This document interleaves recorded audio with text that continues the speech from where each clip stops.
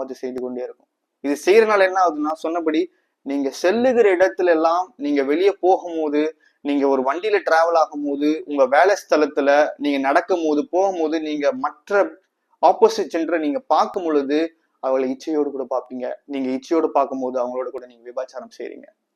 சரீரத்தின் வழியாக நீங்க விபச்சாரம் செய்யல, உங்களுடைய கண்களின் வழியாகவே விபச்சாரம் செய்றீங்க. நீங்க பாக்குற opposite gender, they could be married to someone else. அவங்க வேற யாரோ திருமணம் செய்யப்பட்ட மனைவியா இருக்கலாம், வேற யாருடைய உறவுல இருக்கலாம்.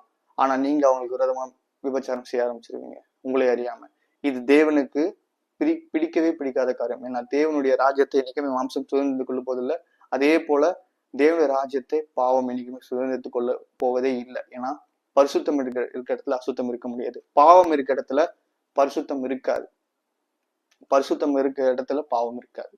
அப்ப நம்ம யாருக்கா அடிமையா இருக்கிறோம் என்பதை நாம் கவனித்து பார்க்க வேண்டும்.